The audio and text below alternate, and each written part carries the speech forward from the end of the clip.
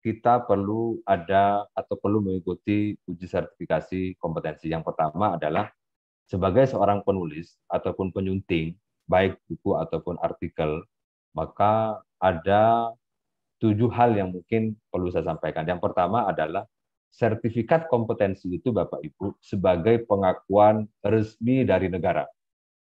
Ini berkaitan juga dengan hibah-hibah, hibah penulisan buku, termasuk nanti ke depan pengelola jurnal juga perlu untuk disertifikasi sebagai bagian dari pengakuan resmi dari negara. Jadi sertifikat kompetensi itu termasuk ini juga di perguruan tinggi, sertifikat kompetensi bagi Bapak Ibu dosen atau mahasiswa itu menjadi bagian dari penilaian IKU. Kemudian yang kedua, sertifikat kompetensi itu Bapak Ibu untuk mengukur kompetensi diri kita sendiri. Sekarang banyak Bapak Ibu penulis-penulis buku yang kemudian ia tidak memiliki kemampuan dalam menulis karena memanfaatkan asisten, memanfaatkan misalnya mahasiswa dan lain sebagainya. Oleh karena itu, sertifikat kompetensi ini menjadi bagian dari untuk mengukur kompetensi diri kita. Apakah kita ini layak sebagai penulis atau tidak? Diri kita ini layak tidak sebagai editor atau tidak? Karena pengukuran ini bisa dijadikan sebagai standar dalam proses penulisan buku itu sendiri. Yang ketiga, sertifikat kompetensi ini Bapak Ibu sebagai pembuka akses ke DUDI atau dunia usaha dan industri. Banyak pengalaman termasuk saya ketika diminta untuk menjadi reviewer di artikel di jurnal, termasuk menjadi editor buku, saya selalu menyertakan sertifikat kompetensi penyuntingan yang saya miliki. Nah, itu lebih banyak dihargai Bapak Ibu, termasuk di dunia penerbitan. Ketika diminta editor di penerbit swasta, saya selalu menyertakan sertifikat kompetensi. Itu jauh lebih dihargai daripada yang tidak memiliki sertifikat kompetensi, karena mereka juga melihat aspek-aspek lain yang tidak hanya sekedar pengalaman yang tidak tertulis, tetapi pengakuan oleh BNSP itu menjadi sangat penting dalam dunia usaha dan dunia industri, terutama di penerbitan dan penulisan. Kemudian menjadi pendorong karir Bapak Ibu.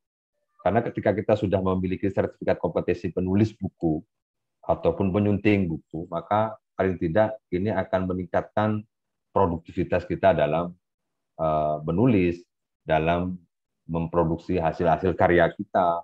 Karena banyak di antara kita, Bapak Ibu, karya-karya itu hanya menjadi konsumsi pribadi.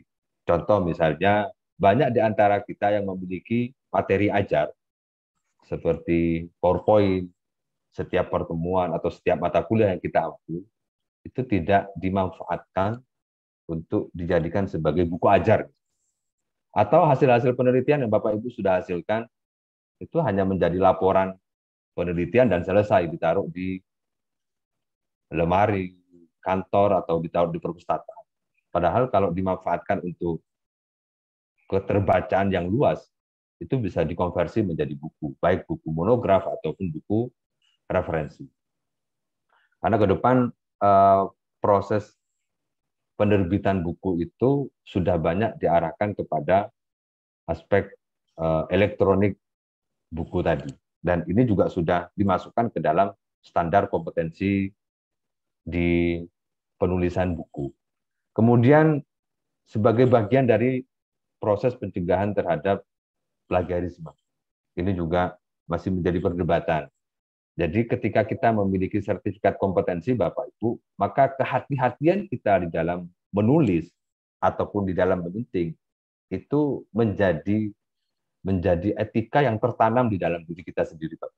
Saya pun ketika menulis harus berhati-hati, tidak hanya menulis buku, menulis di mana di media sosial itu memang sudah menjadi keharusan bagi kita yang sudah memiliki sertifikat kompetensi itu untuk meningkatkan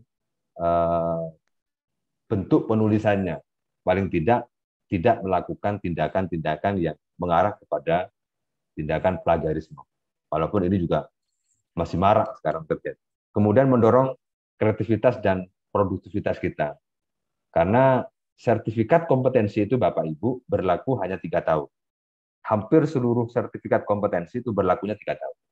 Termasuk sertifikat asesor kompetensi. Oleh karena itu Bapak Ibu, ketika Bapak Ibu nanti sudah tersertifikasi kompetensi penulisan buku ataupun penyuntingan naskah atau penyuntingan substantif, maka syarat wajib dan mutlak yang harus Bapak Ibu penuhi untuk memperpanjang sertifikat itu adalah ada produk. Jadi tidak uji lagi, tetapi dibuktikan dengan produknya. Apa produknya? Kalau penulisan buku, ya paling tidak dalam 3 tahun Bapak Ibu memegang sertifikat kompetensi itu, Bapak Ibu sudah pernah minimal 1 menghasilkan buku yang ditulis. Atau yang penyuntingan pernah menyunting 1 buku dalam 3 tahun. Jika tidak memiliki produk seperti itu, maka Bapak Ibu sertifikat kompetensinya ketika sudah masa akhirnya habis, maka tidak bisa diperpanjang. Untuk mendapatkannya, Bapak Ibu harus ikut uji sertifikasi lagi. Nah, sehingga ini mendorong kita untuk terus kreatif dan menghasilkan produk yang bisa dikukuhkan. Dan yang terakhir, Bapak Ibu, sertifikat kompetensi itu sebagai pembuktian diri kita sebagai seorang akademisi yang penulis misalnya. Jadi menulis buku itu sesungguhnya sudah menjadi kewajiban kita Bapak Ibu di dalam menjalankan Tridharma perguruan tinggi. Jadi kalau dosen nggak nulis itu ya akan sangat disayangkan, terutama buku, karena materinya banyak, bahannya banyak, sumber dayanya banyak, potensinya sangat banyak sekali.